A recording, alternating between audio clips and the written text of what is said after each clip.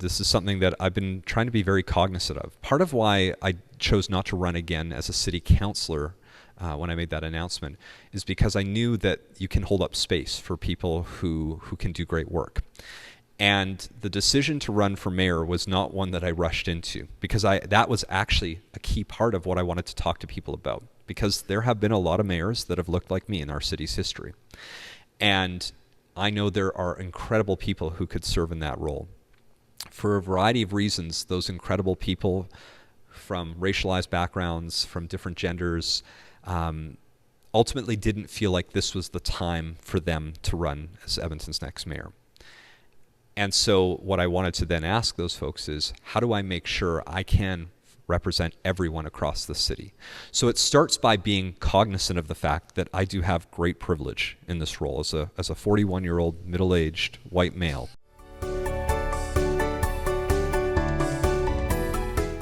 Welcome to Municipal Affairs, Alberta Municipalities Votes 2025. It's July 2025, which means only one thing. We're just 3 months away from municipal election day here in the province of Alberta. Now, across the province, candidates are stepping forward with a vision for stronger communities, smarter growth, and more responsive local governments. And today, we are continuing our coverage of election 2025 with a conversation that's especially timely for Edmonton, Alberta voters. Joining us in today's episode is Andrew Knack, a familiar name at City Hall, and now is a candidate for mayor. Andrew was first elected to Edmonton City Council in 2013.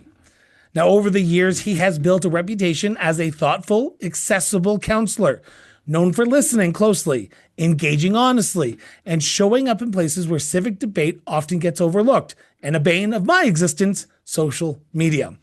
Today, we sit down with Andrew to talk about why he's stepping into the mayoral race, what he sees as the most pressing challenges facing Edmonton, and how he hopes to lead the city into its next chapter.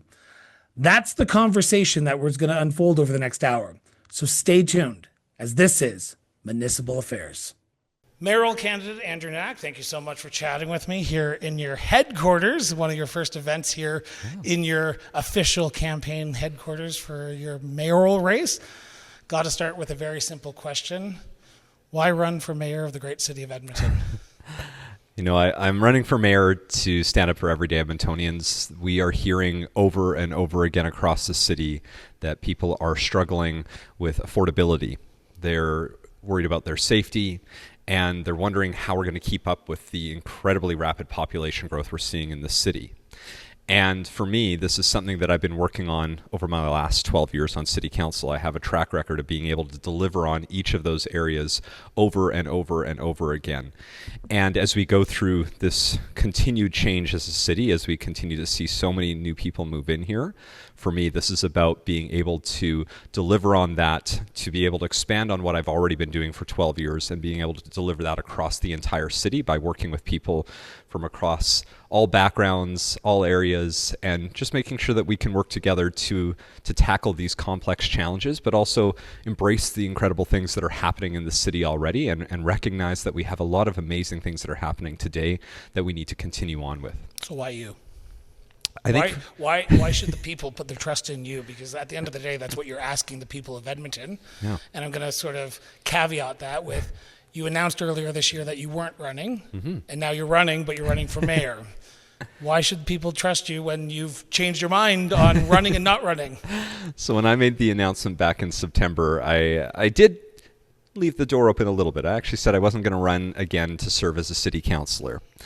And because in politics you never close the door on anything, but we saw a lot of changes over the last number of months since I made that announcement. You think about the U.S. election that's happened. You think about the fact that we've had a federal election that maybe had a different outcome that people were expecting, at least when I made that announcement in September. We've seen in this province, we've seen this provincial government talking about separation. Locally, our mayor was originally going to be running and then made a decision to run federally. We've seen the introduction of municipal political parties, which you and I have talked about quite a bit. Which I'm assuming it will come up during this interview. I'm sure it will. And it's a combination of all of those factors and more that started me down a path asking, how can I best serve Edmontonians? Because the notion of public service hasn't left me. The fact that I wasn't going to run again as a city councillor didn't mean I wasn't going to stop in public service. It just meant that public service would look different. And as all of these changes started to happen, I remember in March starting to reach out to people and trying to reach out to people who aren't in your bubble, because as we know in politics, 30% of people will love you no matter what you do, 30% of people will hate you no matter what you do, and then there's 40% of people who, they'll feel neutral. I'm surprised it's that high at 30%. Well, you never, in politics now, I still think that's there. And so I wanted to make sure I was reaching out to those that, are outside that 30% to find out what are they looking for? What are the issues that they're facing? And do they see a role for me to play in that? And through many, many conversations, whether it was one-on-one, kitchen table meetings with larger groups, I came to the conclusion that I have some opportunity to still provide a lot of benefit municipal council.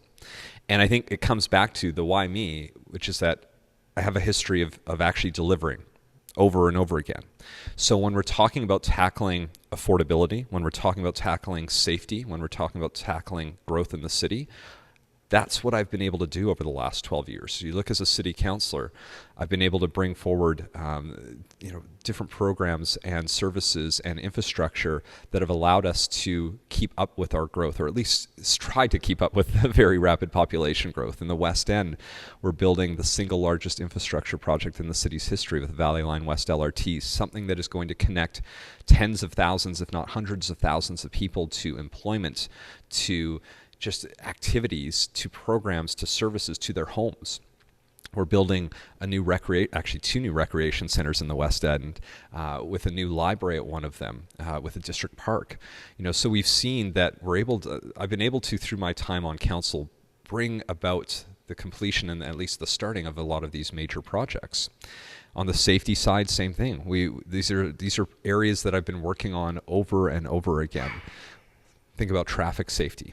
The city's been going through a lot of work around Vision Zero, and we went through a program called Street Labs, which is meant to help local communities deal with traffic safety issues. That's a program I brought forward. When you think about affordability, look at my time on council. I'm the one that's, over the last 12 years, has successfully brought forward more motions than anyone else to reduce spending in certain areas. In December, I brought forward the motion to redo how we budget as a city. These are things that are necessary, that if you're looking to serve as mayor, especially if you're a sitting city councillor, you have to be able to point to what you have been doing so that people can know what you will be doing. Can I challenge you on that a bit? 100%. Because before this interview, I did a deep dive on social media, and you should always believe what's on social media 100% of Yes. the time, no matter what you read. There is a sentiment in Edmonton that I gather that people are concerned that if they vote for Andrew Knack, they're getting a second term for Amarjeet Sohi. They would be getting a fourth term for Don Iverson. How do you differ from the previous two mayors, and what do you see as your strength that was their weakness? Yeah, I think when I think about Amarjeet in particular, what I would say I will bring differently is really working at the start of the next term to create a clear strategic vision that we can hold our city administration accountable to, and then the public can hold us accountable to. Because it's great to have all of these ideas, but you're one voice of 13. And at the end of the day, when you all come together, you've got to talk about what you've been hearing from the people that just elected you. You've got to find out where there's commonalities, and you've also have to find out maybe where there's some differences or things that you hadn't thought about. And then you have to go through that and actually develop, what does that look like over the next 4 years? What are the things we need to get done in year 1 and in year 2 and year 3 and year 4? Use that to help guide what our city administration will be working on. Use that to, again, hold our city administration accountable to the work that council would like to see, but also allow the public to hold council accountable, because we didn't really have that over this last 4-year period. There was a lot of reactions. And again, middle of the pandemic, a lot going on in the world. But when you're going from reaction to reaction to reaction, it doesn't give you the opportunity to really show people a long-term vision for where the city needs to be. And we need to remember that it isn't just about the next 4 years. This next council is making decisions that are going to impact people for the next 50 and 100 years. So what do you want that to be? how are we going to do that together? How are we going to work with Edmontonians to make sure we're delivering on that together? And I think that's a major difference that we missed out on this 4 years. So how do you do that? Because you and I pay property taxes. I'm assuming you and I pay property That's taxes. right. If you don't, then we have another conversation you and I need to have. But you pay property taxes, and everyone else in the city who pays property taxes feels like they want their money to go towards what they're living today. Not 20 years from now, or not 50 years. And looking at the forward-thinking prospect is understandably the right thing to do. But how do you balance that with the here and now? And how do you see yourself in your past as a counselor, in your past life, ensuring that what the next 4 years looks like isn't looking at what 2050 is going to look like, but what 2025 to 2029 is going to look like? So that's where I'd go back to the motion that I made back in December. So I made a motion to essentially redo how the city of Edmonton budgets and create a new foundation for our city. And the premise of this motion really was designed around the idea of, what if a city exactly like Edmonton appeared tomorrow? What would their budget look like in 2025 versus the budget that we have today? And that exercise cannot just be a council and administrative-based process. That is an important component, and every branch is going to be doing a presentation to the next council starting in January 2026. Every single branch we're going to be going through. But along with that exercise, we also need to see that process go on from council with Edmontonians. So as a city councillor, I've spent a lot of time over my 12 years hosting regular town halls, including budget town halls, where I would go out into the community and actually talk about what people want to see both in the next 4 years, but also in the next 20 and 50 years. And I did that because I wanted to inform what we need to work on, where we need to be investing in, what's a priority today, what's not a priority today that maybe we can hold off on. That type of exercise needs to happen citywide. Because there's this tension and pressure around affordability and property taxes, and again, hearing it in every corner of the city right now, people want to have a say in what that looks like. And so we actually need to go out, and it's going to be a pretty exhaustive exercise, but we also have 10 months to do it. So the mayor needs to lead the charge and get out across every corner of the city, residential communities, different communities across the city, talking about the budget, hearing from other people, and then using that to inform what we're doing. And that's how you'll find that balance between what do we need to do in the next 4 years to address people's real and immediate issues that they're dealing with now, but also how you're setting yourself up for the next 20 and 50 years so that you're not creating a significant problem for future councils. And I've talked about this. The last term of city council, my second term, we did create some challenges by keeping property taxes artificially low throughout the pandemic. And that creates a spillover effect that this council has had to deal with. So we're not going to go back to an austerity budget like we went from 2019 to 2022, but we're also not going to have a budget like we've seen from 2023 to 2026. We've got to find that middle ground that actually responds to the reality and recognizes long-term decision making. People might hear that and think to themselves, Andrew's going to raise my taxes. Are you?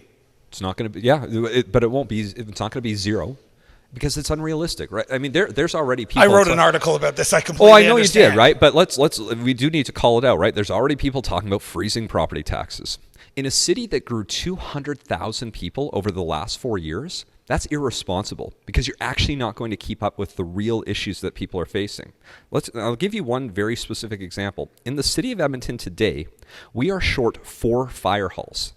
That's to respond to the current reality on the ground in the city today, which means we do not have adequate response time in a large portion of the city west of the Henday and south of the Henday. So if you want to freeze property taxes, you're not going to address that gap. But at the same time, yes, I'm not going to go and see the same type of increases we saw over this last 4-year budget. This last 4-year budget was a reaction to the artificially low taxes from 2019 to 2022. It does need to be a middle ground. I still go back in the day, one of my first budget exercises, I remember hearing from the Chamber of Commerce, and they talked about having property taxes keep up with inflation and population growth. And I think that's a really good target to shoot for.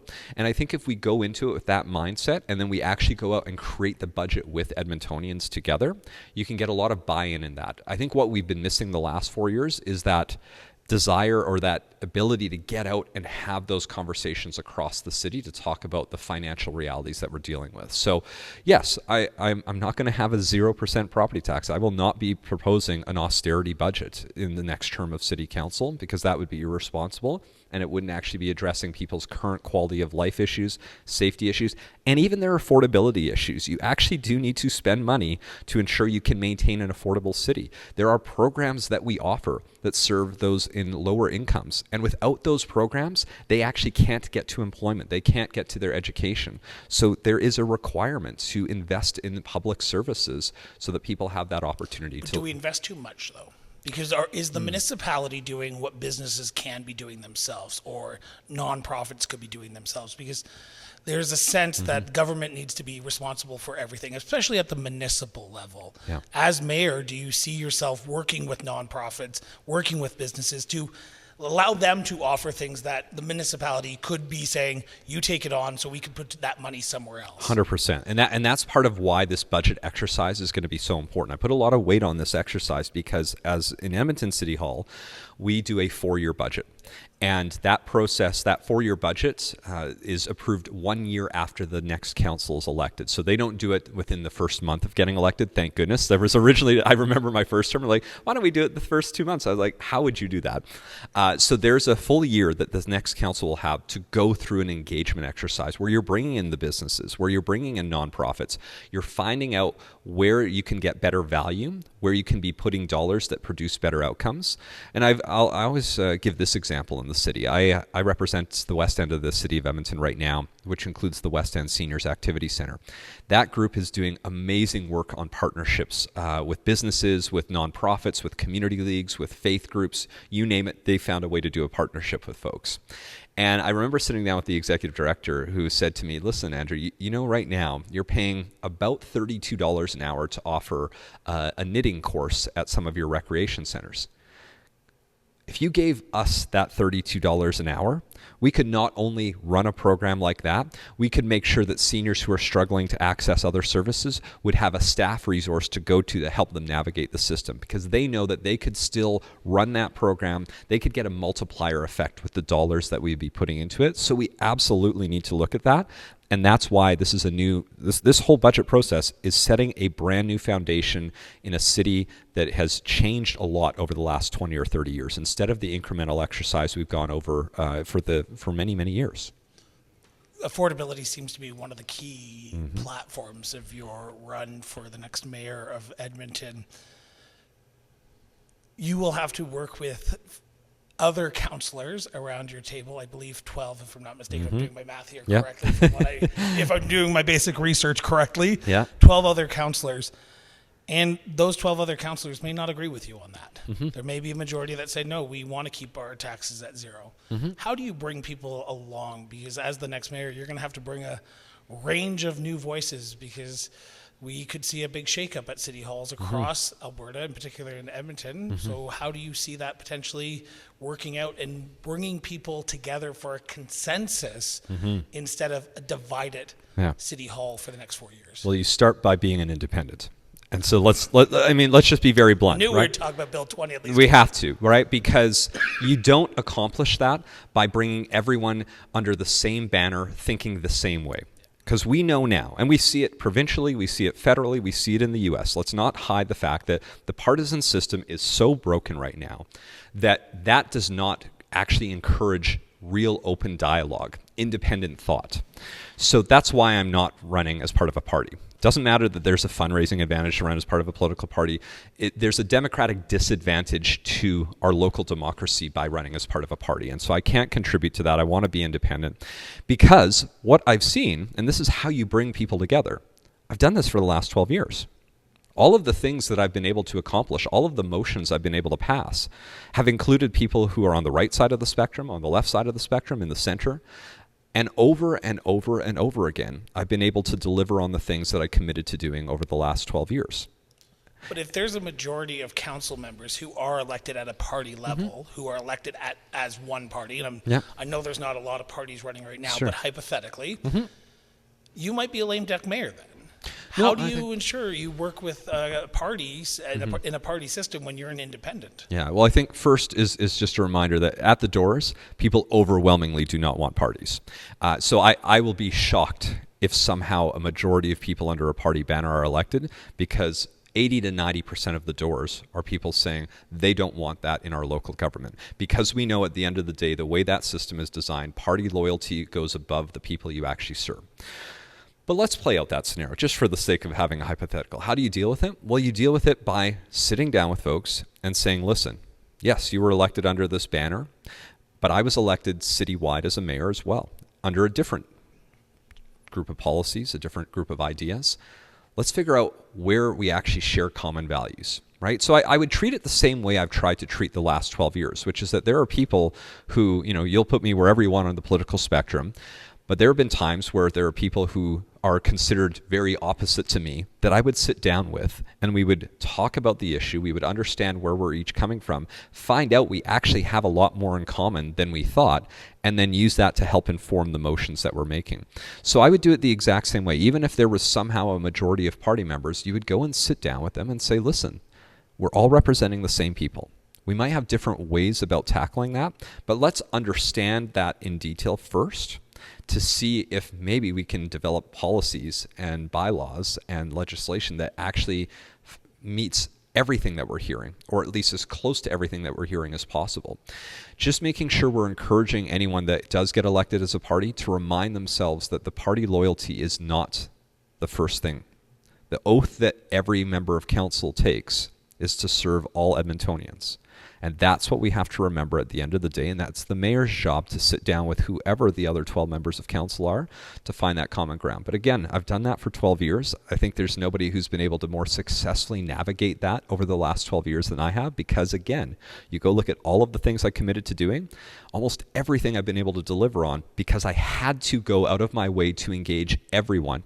And it's not just engaging the councillors too, right? It's engaging all of the Edmontonians, because you have to remember that when I first got elected, I got elected with about 44% of the vote, which meant that over half of the people that voted didn't vote for me. So I didn't say, oh, well, I'm not going to pay attention to them over the next 4 years. These are the people that voted me. And I said, great, these are folks that voted for me. These are folks that didn't. I need to go engage these folks just as much as I'm engaging the folks that did vote for me. And over that 4-year period, I found a lot of common ground. All the way to the point that when I ran for re-election my first time in 2017, the person that introduced me at my campaign kickoff was the person that finished second in the 2013 election. And you know what happened? I got 68% of the vote in 2017. Why? Because I made a concerted effort to engage everyone, not just those that love you and no matter what you do. You got to engage everyone. That's what you have to do as the mayor too. And you have to do it at a higher level because you have to bring everyone along for that. There's been a lot of talk about housing over the last few, I would say, days as I'm recording this, and probably the last few years as well. Yes. You've openly talked about how Edmonton has grown by about red deer size over the last 2 years, and you are still growing. Yeah. Housing seems to be a hot topic. It is the rail that no one wants to really try to talk about and have a deep conversation about, but as the next mayor, you're going to have to. You're going to have to try and solve this issue, but there is a caveat to that. Housing isn't a municipal responsibility, but the infrastructure is. Yes. The stuff that is under the ground, and that means you have to pay for the roads, the sewer, the wastewater, the upgrades to the wastewater lagoons, you know it, all the sexy stuff, as Mike Yargo, the mayor of Penhold, would say. Yep. Is Edmonton set up for potential growth for another red deer in 2 years if we continue on the path that we are in? And how do you see yourself as the next mayor addressing the infrastructure challenge? Because the province isn't coming with more money. And I've asked McIver, I'm going to be asking Minister Williams, I've asked the Premier, and it seems like you have to do more with what you have. So let's answer the first question. Are we set up for another red deer's worth of growth in a couple of years? No, we're not ready. And this Whose fault is that? It's a combination of folks. This is something I raised. If you go back, I actually wrote a blog on this a couple of years ago asking, are we ready for it? And you'll note that in that I was saying, I don't think we're ready especially if we see very rapid population growth. So I started to make some motions to raise this and say, let's start thinking about what that looks like. Now, I think Edmonton's probably more prepared than almost any municipality in this province, with the greatest respect to all of our other municipal partners. And I think that's because of our housing policy and our land use bylaws. So if you look at our land use bylaw, which I know for most podcasts is very boring, but for this one, I think most people are going to love talking about land use bylaws. Because you look at Edmonton's land use bylaw, and what we have developed is one of the most permissive zonings that allows for the greatest amount of housing choice really across not just this province, not even really across this country, likely across North America. And so it should not be a shock that when we hear about the most affordable cities in Canada and the most affordable major city in Canada, it's not even close right now. It's Edmonton. Edmonton is by far and away the most affordable major city in this country. And we've done that by creating good housing policy, good land use bylaws that have allowed for more housing choice than anywhere else. Would the average average Edmontonian say that that's correct, though? I think yes. And now what you will see, though, we just went through a long public hearing where in mature neighborhoods like the one I live in, there is tension, though, because as you're creating that choice, that results in a lot of change in the older neighborhoods. In the suburban neighborhoods, they're triple the density of almost any of our older neighborhoods. But if you pick a neighborhood like mine, I live in the community of Jasper Park in Edmonton, we're, again, about half or a third of the density of most new suburban neighborhoods. Most of our housing choices were built in the 1950s or in the 1970s. So if you wanted to age within the community that I live in, there's really only one choice right now. It's actually the 3-story condo building that I live in that was built in 2008. So we've made a very concerted effort over the last decade in particular to open up the opportunities for new housing choices. And we had to do that because we also forget that the communities, almost every mature community in this city, has fewer people living in it today than it did in 1971, which is a mind-boggling stat when you think about it, because think about how much this city's population has grown since 1971. Well, probably 500 or 600 or 700,000. And yet there's actually fewer people living in our older neighborhoods. So that has actually harmed the vibrancy of our older neighborhoods. That has harmed the population at the local schools. That has harmed the ability for a local business to thrive because they have fewer people living close to it than they did 50 years ago. So everyone that I've talked to, I shouldn't say everyone, most everyone I think that I've talked to in the mature neighborhoods has understood that we cannot keep expanding outwards. That is the most financially unsustainable way go forward. It's also the most environmentally unsustainable way forward. So there's an understanding and a recognition that as a city, we have to stop expanding our boundaries. There's also an understanding that that does mean there will be change in our mature neighborhoods. And we have made incremental changes over the last decade. And each time we've made that incremental change, hasn't always been the most popular thing in the world to start. And what we found when we introduced the ability to subdivide a lot, to do 2 homes on two 25-foot lots instead of a home on a 50-foot lot, there were a lot of people who really hated that. And as they started to get completed and as people started to move in, people's opinions started to shift. And then we opened up the opportunities for row housing. Then we opened up the opportunity for different types of development. And what we've done as a city, and this is what we're going to continue to do as a city, and what we just did recently was continue to refine it. Every time we make a change, we don't say, that's the change forever and always, you must live with it. No, what we do, like good responsible governance should do, is we've made a change, we monitored it, we tracked it, we saw what was working, we saw what wasn't working, and then we updated it. We made changes. And that has helped. We just made a pretty large number of changes that I think will really help with the quality of development in our older neighborhoods that is responding to real feedback that we've been hearing from people over the last couple of months. So what does the housing solution look like under a Knack mayoralship? So I think it's a continuation of the work we've already been doing under our land use bylaws, continuing to refine, continuing to work. Is it enough, though? No. It's because that just solves the market side of things. And then there's the non-market housing, which, as you've talked about, is primarily provincial jurisdiction. And but municipalities are playing in that. Correct. We've built a number of units, hundreds of units of supportive housing over the last 5 years. And The thing that we've been doing, and how I think it'll be different if given the chance to serve as Edmonton's next mayor, is that instead of reacting and trying to fill in the gaps for the province, what I'd actually like us to consider, and I know this will maybe be a little bit contentious or a little bit bold, Can't wait for the follow-up. which is, what if we treated it like it was our jurisdiction? What if we just took over? Okay, continue. Because we are spending hundreds of millions of dollars reacting to a crisis that is getting worse.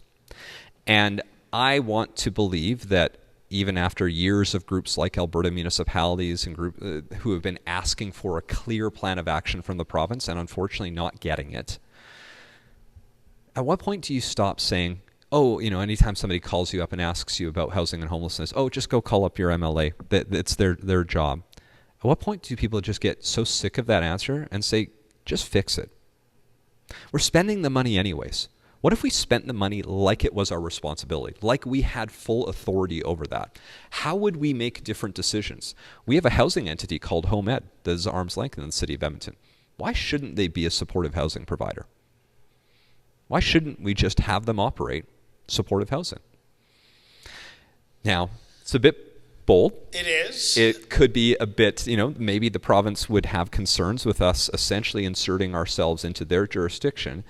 But at a time... Sorry, I wasn't supposed to laugh at that. I apologize. Them being concerned that you take on the responsibility is not something I've ever heard the province ever complain about. Well, they complain on the federal side when that happens. That's apples and oranges. That's right. That's right. But I think we have to ask ourselves, could we be getting better results? Truly, more and more people are dying every year on our streets. Why? In a city and in a province as wealthy as we are, even with the affordability struggles that some people face, the wealth that we have here, that shouldn't ever be happening. And I'm sick of having to go to council meetings and listen into the questions and answers that we get and just being told, well, we're still working with the province on this, waiting for them to act. It's not getting better. It's genuinely been getting worse since COVID. And I want to try something bold and a little different. And yeah, this might not be the perfect solution, but it's got to be better than the one we're dealing with now, which is that we're flailing, people are dying, and it's harming communities. So when I talked about community safety at the start of this, the number one thing people talk to me about when they bring up safety in their community is not policing. It's the folks that are living in the parks now. It's the folks that are living in the green spaces and on the streets in their communities that never used to live there before. Because you can go to every single part of the city now and you'll find an encampment, multiple encampments. 3 years ago, that never used to be. There used to be downtown, maybe a little bit in the ward I represented on Stony Plain Road. But you can go outside the Henday now. And there are people living outside struggling with mental health and addictions. And so when I talk to the community members, they're not saying, how do we get rid of them? They're saying, how do we help? We feel hopeless right now. And that does cause them to feel unsafe because they don't know how to help. And they're worried about what happens if they take their kids to the park and that person who's obviously struggling with some pretty intense things is having a bad day. What does that mean for that family and that community? What does that mean for that individual? What does that mean for our city? So let's just stop pretending that it's getting better or that somehow waiting for the province will result in a solution to something that's been ongoing for this long. Let's just take responsibility for it. But isn't that where the nonprofits come into play? Because If exactly. you're taking it over, then the nonprofits are going to say, if you're going to do it, then why are we here? So when I say take over, I'm talking about taking over with nonprofits, taking over with our housing agencies, using all of those resources to tackle this. Instead of waiting on the province to develop their strategy and their plan, which we have been asking for years and not been getting, they'll keep saying, oh, we're spending $9 billion by 2032. That's great. How are you spending that money? Where is it being spent? I was in Red Deer a couple months ago doing a tour wearing my Alberta Municipalities hat, and they're asking the same question. Their recovery center, which is a great recovery center, and I give the province credit for building these. Those recovery centers are great buildings. But that recovery center is over capacity. There are people who have finished their treatment who have nowhere to move to because there's no post-recovery housing. So they've been asking for a plan. We've been asking for a plan. Alberta Municipalities has been asking for a plan. Nobody from the provincial government will give a plan. So let's build our own plan. Let's actually develop it. Let's go work with nonprofits. Let's actually work with the business community too, because there are good examples of where the business community might be able to help build these tiny home villages or supportive housing developments with nonprofits, with the city, and hopefully the province will choose to come along with us. I mean, I don't want to do it at their against them. I want to do it with them, but I don't want to wait for them to act anymore. There has been... there's about 7 questions I need to ask here. I apologize. We're going to be going on like 12 different tangents right now here. Andrew, I apologize. But, no, don't apologize. Houselessness is a very big concern for a lot of residents in Edmonton right now. You talk about the safety aspect of it, but there's also the drug aspect of it. 100%. And it goes hand in hand with housing and in the safety role. We just had a Minister of Municipal Affairs who just openly said that municipalities need to stop being woke and need to stop being into the DEI of responsibilities. They need to do what municipalities want to do. You talk about recovery, getting people off the street, which is needed. How do we do that without making it look like it's quote-unquote woke? Because to help people, it seems to be a woke thing to do this today. I would just encourage the minister to go into any community that is in this province and go talk to the municipal councils that are doing the work on the ground every day and tell me if anything that they're doing is woke. Tell me if anything they're doing isn't actually just helping the people they serve. You know what they're doing? Because I toured those. I have the luxury in this role on Alberta municipalities then when I sit on that board, I get to go to every village, small towns, the mid-sized cities and the big cities. And you know what I see? I see municipal councils worried about providing the basics, addressing things like affordability and safety, keeping up with the growth. They're not worried about those things. Those things aren't happening. The things that the minister says are happening aren't happening. You know what we're doing? We're actually doing our jobs. And I hope the minister is willing to work with all of councils so that we can all do our jobs better, because we're all just trying to serve the same people, right? Somebody dying on the street and helping them to stop from dying on the street, that's not woke. That's literally the job of every elected order of government. Even under the Municipal Government Act, there's a duty that municipalities have to creating safe communities, to helping provide the things that people need. So that's not outside of our jurisdiction. That's actually core to a municipality's jurisdiction. And I hope what we can do over the next couple of years here with this minister is help them realize what's actually happening on the ground, right? I think this is always the challenge sometimes when you have folks who don't live in these cities. They have their impression of what's happening every day. They'll read a couple of headlines and think, oh, well, this doesn't seem right. Seems like a waste of time. Come out with us. Let's actually show you the work that's happening here. That's how you hopefully find that common ground. Like I don't want to fight with the provincial government. We'll stand up when we need to. And I'm going to be willing to continue to be vocal like I was on the political party legislation in Bill 20. But at the same time, I know they want to serve and help the same people we're helping. So I'm going to operate under that mindset first. I'm going to operate that they genuinely want to help make life better for the people we all serve. And I'm going to start from that point, find common ground, and see how we can tackle these issues. And only if we run into roadblocks, then do we use the next option, which is starting to be more vocal and speak up and be firm on some of the things we need to address. One of the areas that we do need to address is the mental health and addictions aspect of people living on the street, but also everyday Albertans and Edmontonians. Yeah. Does a future Edmonton under a Knack leadership follow through on safe injection sites? Well, we can't. And this is one area where we don't have the legal authority to open up our own. Even under a model where I would hope that the city takes a greater leadership role on housing, that is one that we actually do absolutely need the provincial government on. I don't see a scenario where we can do it ourselves. Obviously, the data is clear that helps save lives. But I think where this disconnect happens is that safe injection sites are not the solution. They are a solution that helps keep people alive long enough to get into a proper space where they can get care and support. You need the spectrum of solutions when you're tackling mental health and addictions. You need the things that will keep the people currently on the streets alive long enough to get the support they need. You also need the education on the other end of the spectrum to try to discourage people from getting involved in that in the first place. You need things in between that are helping those who maybe still have their own home but are struggling and using whatever it is they're using in their own home.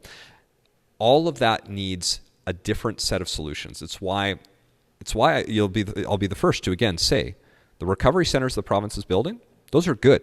Those are a positive thing. We should continue to build them. I support them building those.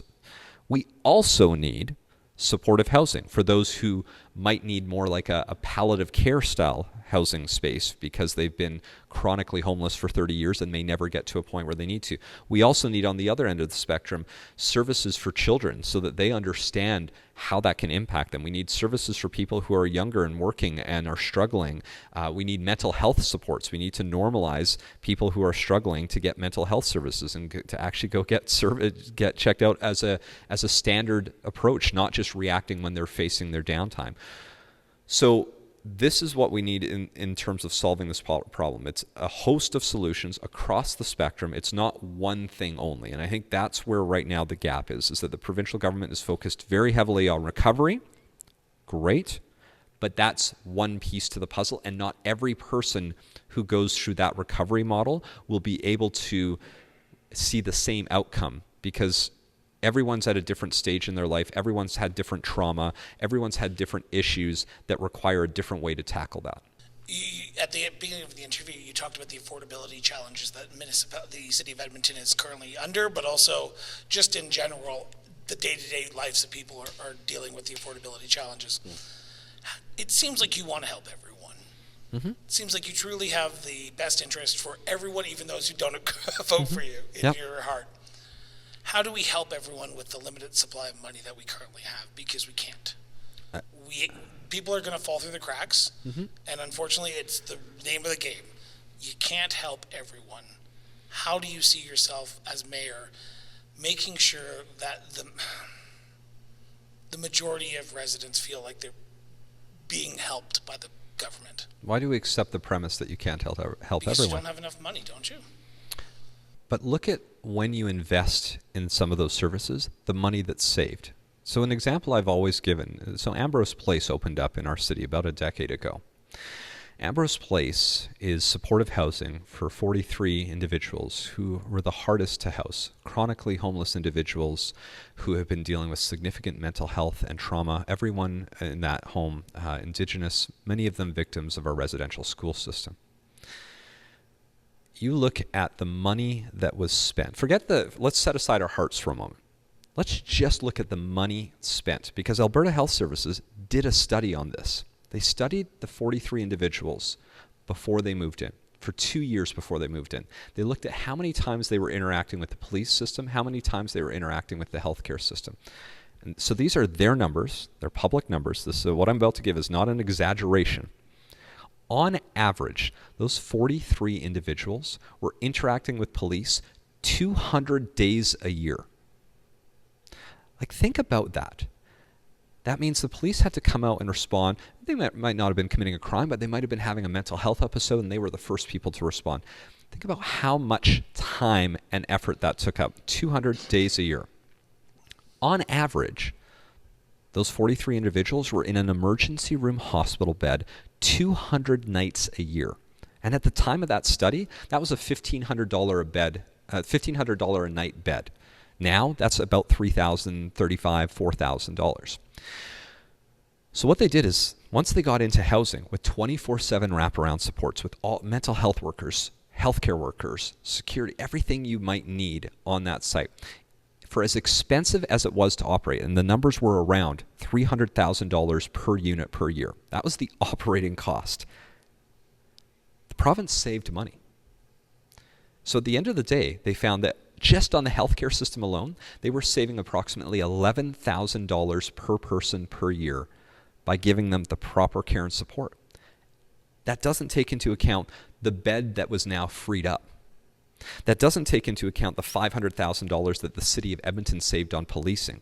That doesn't take into account the savings on the justice system because these folks are now not getting ticketed for something that is due to an illness that they're facing, and we're sitting in the court system getting locked up and then released and locked up and released. So the premise that you can't help everyone because you don't have the resources would be operating under a premise that it costs more to help somebody than it does to leave them in their current state. And that the data shows over and over and over again, it actually costs less to do the right thing. So there's an upfront cost. But that is the piece that when you have currently a provincial government that in their latest economic update showed a $8.3 billion surplus. We could solve this tomorrow if we wanted to. When we talk about, there was a discussion we just had at Edmonton City Hall where the province is looking to give money to extend the community revitalization levy for our downtown. But part of that money is about $120 million going into a new event park in our downtown. Does that solve housing and homelessness? Like what I heard, this one I was on the losing end of that vote because I couldn't support that because, the day that we had to vote on that, I rode my bike into work that day. And I was passing by people sleeping in the dirt and sleeping on the sidewalks and sleeping on the benches. So the money is there.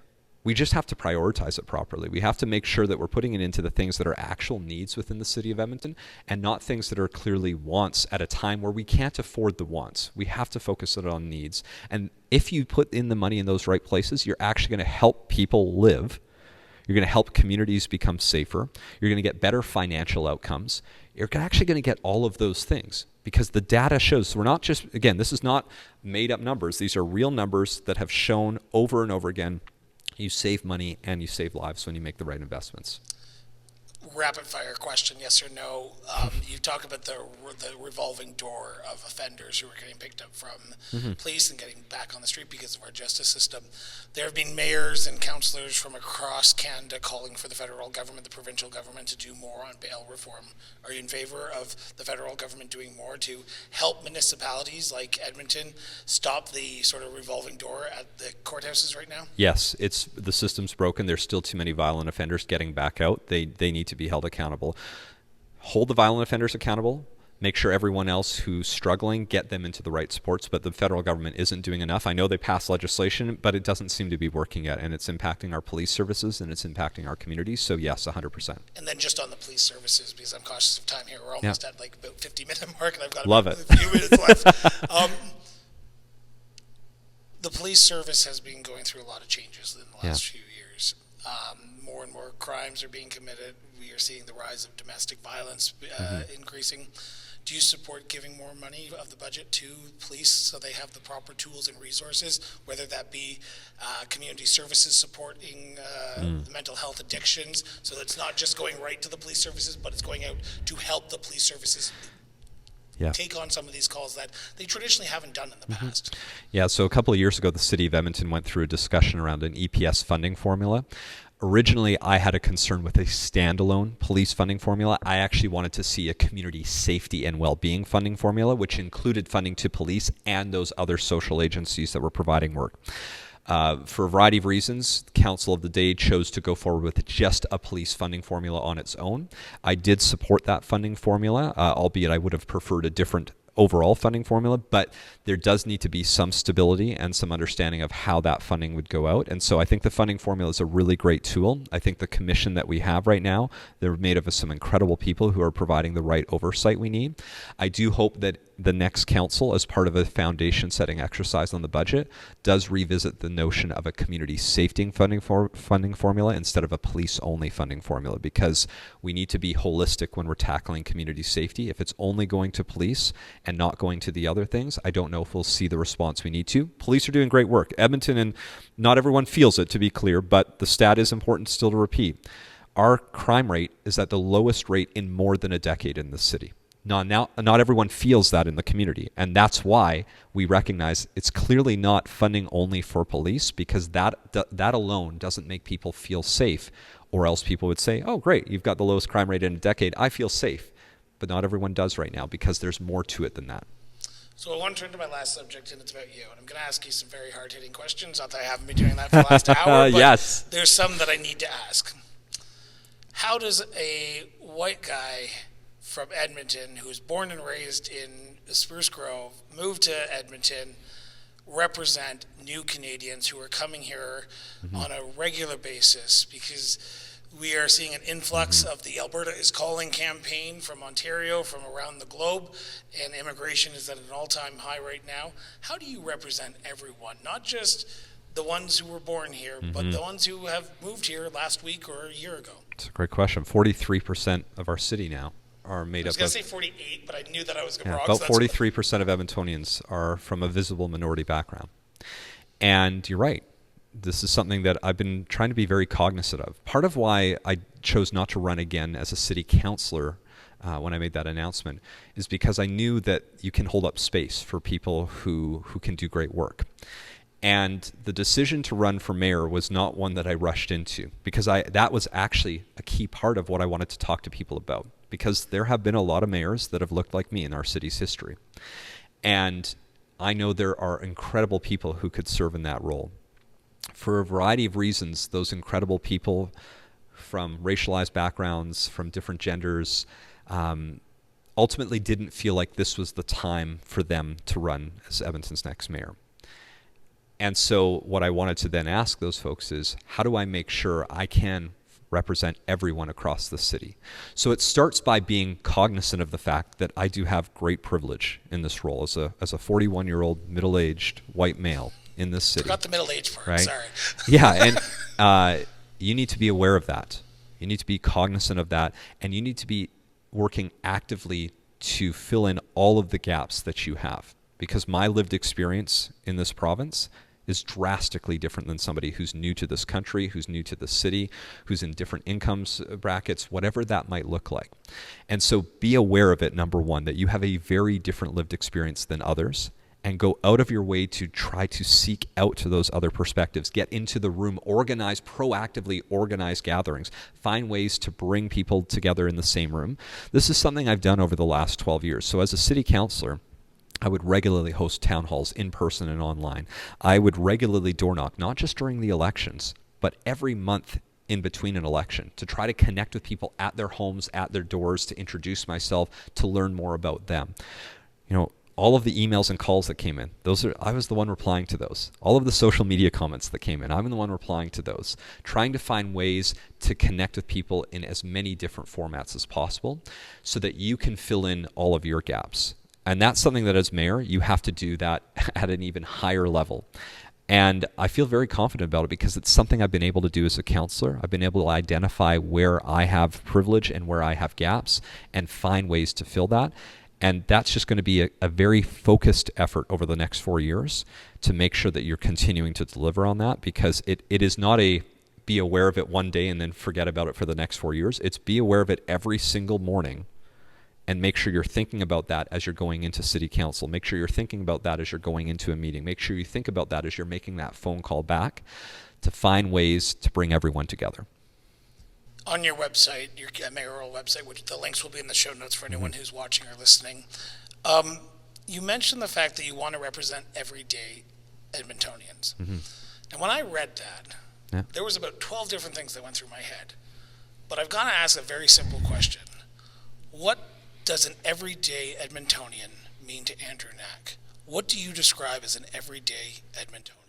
An everyday Edmontonian are the people that I've been talking to at the doors who have been telling me about the things that they're worried about. When I talked about this notion of how we're dealing with growth, when I talked about how we're dealing with affordability, when I've talked about how we're dealing with safety, that's what I'm hearing from every Edmontonian right now. These are everyday Edmontonians who are busy trying to live their lives, get through the day, do what they can just to have a good life for them and their families. That to me is what an everyday Edmontonian is. And I'll give another example of what it's not. I'm going to challenge you on yeah, that, please go ahead. This is the question that I've had is, so you're forgetting a big part of the population then, because there's people who are struggling who don't have jobs right now. There's people who are making multi-million dollars who live in Edmonton, who live in this community, who are saying, oh, I don't need to worry. So are they technically everyday Edmontonians? Yeah. And are you forgetting them because you're only focusing on the people who work, who go to their jobs every day? It seems like a very complex word to use. And when I saw it, I had to ask. Because there's probably other people who are going, am I considered an everyday Edmontonian, even though I've only lived here for 2 years? 100%. And I mean, think about the conversation we just had over the last hour, right? The people who are without a home, they're everyday Edmontonians, and we need to help them and support them. I'll give an example of where what I'm worried about right now when we're not focused on what is a very large group of people who are those everyday Edmontonians. I'll give the same example of what we just went through a couple of weeks ago when we debated giving hundreds of millions of dollars to a single private developer to support a development in the downtown. How does that help anyone else in the city at a time where they are struggling, where there's needs, where they're just busy living their lives? So you have all of these people who have great needs: fire halls, recreation centers, a home, good transit service, whatever those services are. And then what we did instead is we took $120 million from the province, and we're going to take money from the city as well, tens of millions of dollars, and we're going to put it into a private development. That's not helping everyday Edmontonians. And who are everyday Edmontonians in that scenario? Essentially everyone else in this city.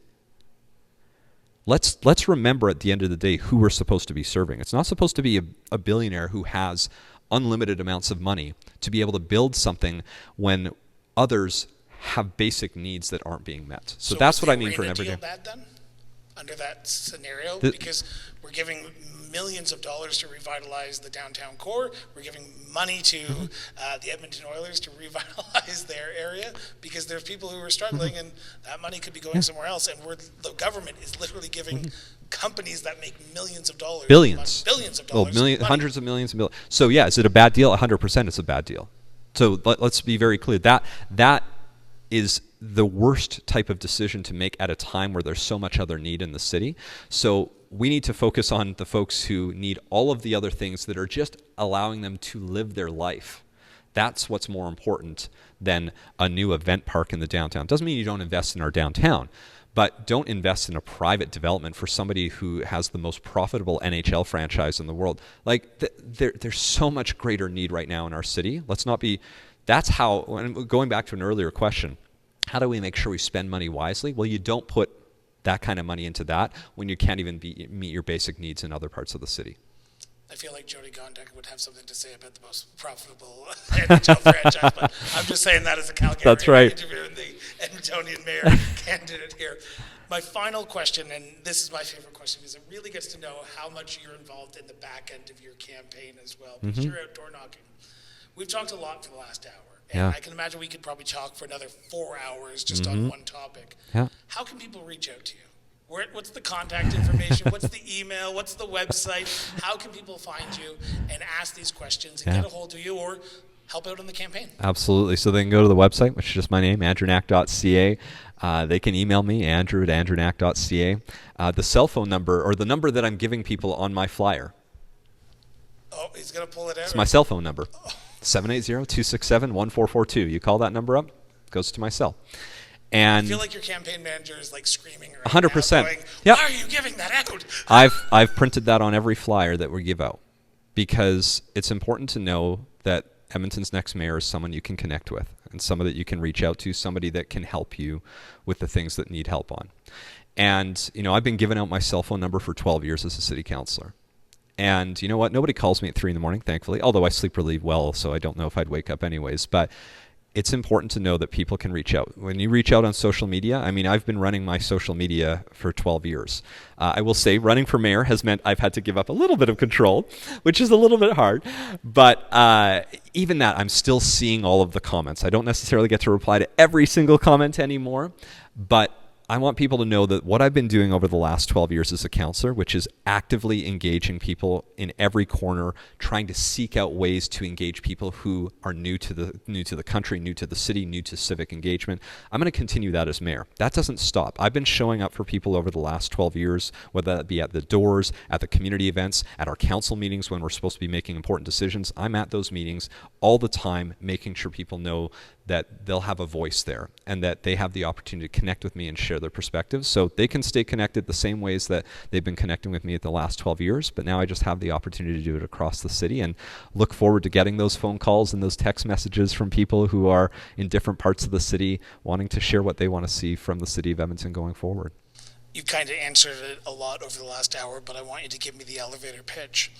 Why should people put their trust in you? Because at the end of the day, I've spent the last 12 years delivering on creating a more affordable Edmonton, a safer Edmonton, and an Edmonton that knows how to keep up with rapid population growth.